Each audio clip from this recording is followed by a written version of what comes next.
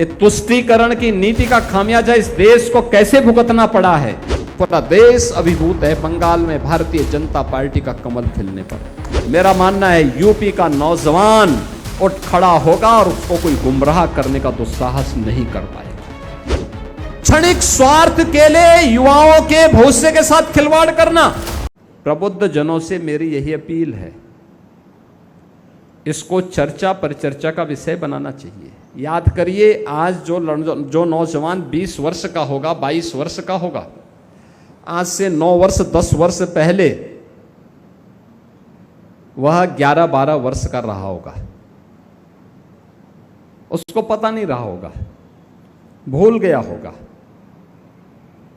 आज जो 18 वर्ष का होगा, 9 वर्ष पहले 9 वर्ष का रहा होगा। 9 वर्ष की बुद्धि क्या होती है बेचारे की। तीसरी चौथी क्लास का छात्र। अगर आप वर्तमान पीढ़ी को बताएंगे नहीं कि 9 वर्ष पहले क्या था, आज क्या परिवर्तन हुआ है, तो हमारी पीढ़ी भूल जाएगी कि अराजकता क्या होती है, गुंडागिर्दी क्या होती है, ये जातिवाद क्या होता है, ये क्षेत्र और भाषावाद क्या होता है, ये कर्फ्यू क्या होता है, ये तुष्टीकरण की नीति का खामियाजा इस देश को कैसे भुगतना पड़ा है। ये क्षेत्रीय दल कैसे शोषण कर रहे हैं, देश के साथ कैसे विश्वासघात कर रहे थे। अभी आपने बंगाल के अंदर के परिणाम को देखा होगा। बंगाल, पूरा देश अभिभूत है बंगाल में भारतीय जनता पार्टी का कमल खिलने पर, क्योंकि बंगाल में आज सुरक्षा का माहौल बना है।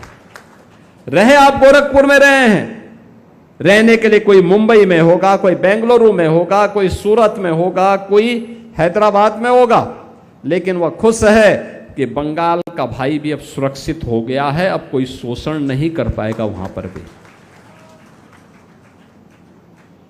क्योंकि क्षेत्र के लिहाज से हम अलग अलग प्रदेश हो सकते हैं, लेकिन भाव और भंगिमा हम सबकी एक है, देश प्रथम है, देश प्रथम है, देश से बढ़कर के कुछ नहीं है। और नेशन फर्स्ट की इस थ्योरी को ही अपने जीवन का हिस्सा बनाना, अपनी वर्तमान पीढ़ी को अतीत से भी अवगत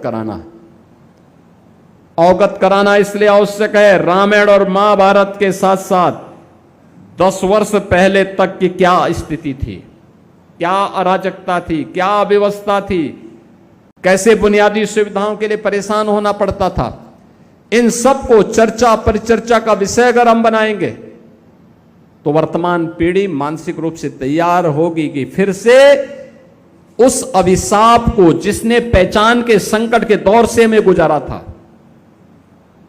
जिसने हम सबके सामने पहचान का संकट खड़ा किया था, जिसने हमारे रोजगार को छीनने का कुत्सित प्रयास किया था,